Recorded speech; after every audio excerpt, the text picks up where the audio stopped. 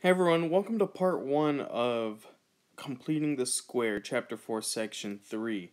Um, the purpose of completing the square is you're trying to solve a quadratic equation, something like this, ax squared plus bx plus c, but it's not factoring, and so you want to try and make it factorable, so you do something called completing the square. Um, so to start off with, before I begin that, I'm going to do some examples where we're factoring stuff that can factor, and then we're going to use square roots, and then we're going to basically put those skills together to complete the square in part 2. But looking at example 1 here, if you were to factor this, factors of 64 that add to negative 16 would be negative 8 and negative 8.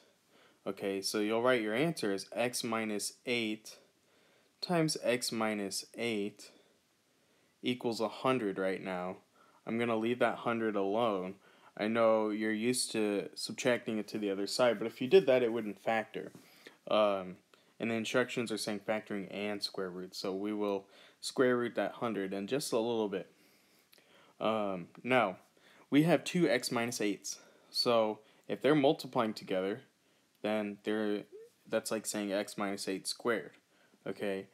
And so I can say x minus 8 squared equals 100. Alright, so now to solve this, I can square root both sides.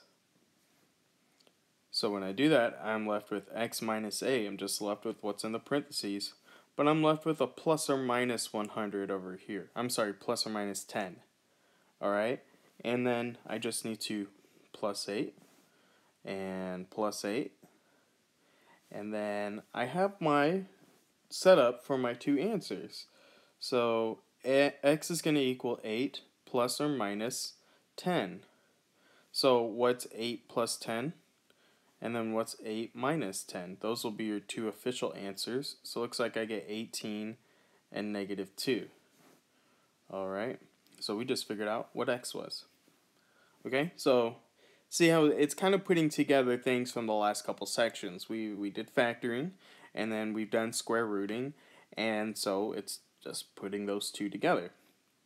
You could only do this method if you have, this is called a perfect square trinomial, where you could take the square root of this number, and when you add those two together, it's going to equal the middle number. So let me show you what I'm talking about here.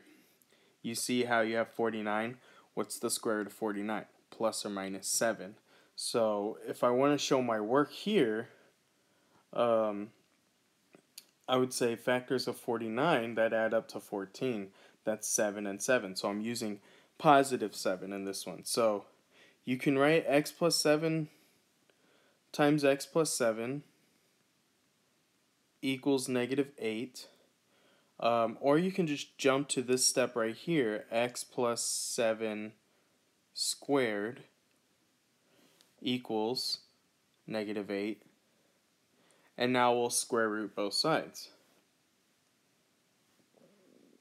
And so that's going to give me x plus 7 equals plus or minus. And then how would I simplify the square root of negative 8? So let's talk about that for a moment right here. What are your factors of 8? 8 are 8 and 1 and 4 and 2. So 8 and 1 doesn't help me because neither one of those has a square root. Well, technically 1 does, but that doesn't really help. 4 has a square root. So instead of saying the square root of negative 8, I'm going to say the square root of negative 4 times 2. So the square root of negative 4 would be 2i times the square root of 2. Alright, and then we would just throw in our plus or minus there. So I'm going to write x plus 7 equals plus or minus 2 square root 2. Sorry, 2i square root 2. Alright, and now I just need to get rid of this 7. So I'll minus 7.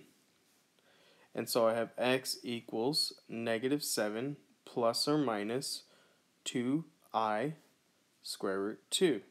And you can go ahead and leave it like that for this kind of answer. See how this answer looks much different than this one? 8 plus or minus 10. That's something you could easily figure out. This is using imaginary numbers, so we're just going to leave it like that, okay? So, that being said, why don't you try these next two on your own? Okay, so for this first one, factors of 4 that add up to 4 is 2 and 2. So you could jump right to this spot in the red, just looking at it. But this is notes, so I showed all the steps. So I turned it into x plus 2 times x plus 2 equals 36. And that turns into x plus 2 squared equals 36. So square rooting both sides leaves me behind just x plus 2 equals plus or minus 6. So I minus the 2 over. And so I'm left with this expression or equation here, x equals negative 2 plus or minus 6. So what are my two official answers? Negative 2 plus 6 is 4. Negative 2 minus 6 is negative 8. And that's that. Let's look at the next one. So I had factors of 9 that add up to a negative 6. I didn't write the negative. There we go. Are negative 3 and negative 3. So I just wrote x minus 3 squared is negative 1. See how I just skipped that initial step up at top. So x minus 3 squared equals negative 1. Square root both sides. I'm left with x minus 3 equals plus or minus. Well, if the square root of negative 1 by definition is I, so I wrote plus or minus I.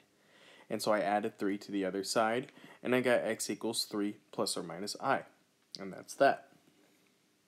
Okay, so next section. Find the value of c that makes each expression a perfect square trinomial. Then write the expression in factored form. And so right there I wrote completing the square formula is add b over 2 squared to both sides. There's only one side on this one because this is an expression. But when we get into actually completing the square in part 2, you'll see what I mean by doing it to both sides. Now, this is what I mean. This is your standard form up here. ax squared plus bx plus c equals 0. So a is by the x squared, b is by the x, and c is 0. So you're just going to take that 14, that's your b, and just say what's 14 over 2 squared. You could type that into your calculator. You could do the math. 14 divided by 2 is 7. 7 squared is 49. So I'm going to say x plus x squared plus 14x plus 49. Okay, that's the perfect square trinomial. Perfect square trinomial, perfect square trinomial, PST. Okay, now factor it. That will be x plus 7 squared. Alright? How do I know that? Let me show my work in case you're still not with me. Factors of 49 that add up to 14 are 7 and 7. Or you can just say, what's the square root of 49? Since it's a perfect square trinomial, that's 7. Am I going to use positive 7 or negative 7? Look at that middle term. Is it positive or is it negative? It was positive, so I used plus 7. So this is the factored form, okay? So I'll just put FF for factored form right there in the directions, okay? And that's it. That's all I want you to do in this. So let's do the next one. I have negative 2x, so I'm going to take negative 2 is my b term. X is just there because it's bx. So what's negative 2 over 2 squared? That would make negative 1. Negative 1 squared is positive 1. So your perfect square trinomial is x squared minus 2x plus 1. So that's my PST. And now let's write the factored form. So if you want me to slow it down, I'll do factors of 1 that add to negative 2. Well, that would be negative 1 and negative 1. That would multiply to get positive 1 and add to get negative 2. So I'll say x minus 1 squared. That's my factored form. Okay. And again, how can I get that mentally? what is the square root of 1? That's plus or minus 1. Am I going to use plus 1 or am I going to use minus 1? I'm going to use minus 1 because that's a negative 2x in the middle. Alright, so that being said, you try these next two. Okay, so this first one, pretty straightforward. Take 8 over 2, square it, that's 16. So my perfect square trinomial is x squared plus 8x plus 16. The factored form would be x plus 4 squared. Again, if you're not following me, it's like, just take this number right here. What's 8 divided by 2? That's 4. That's what's going to go in the binomial there. Or if you want to slow it down, you have to think, what are your factors of 16 that add up to 8? That's going to be 4 and 4. Okay? But I'm trying to show you tools of how you can get it there quicker. So yeah, 8 divided by 2 is 4. So it's going to be this number that's inside here when you do that math. That's going to go right here. Alright, this next one was a bit tricky.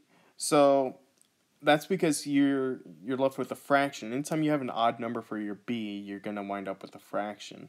So I had negative 9 here. So negative 9 over 2, that would make negative 4.5. But this is a lot easier to do when you leave it as a fraction. So when I square it, I get 81 over 4. So my perfect square trinomial is x squared minus 9x plus 81 over 4. My factored form would be x minus 9 over 2 squared. So how did I get that? Look, that's this number right here in the middle, x minus 9 over 2 squared. That's what I was trying to say here. It's like you can just look at this number here and that's what's going to go there.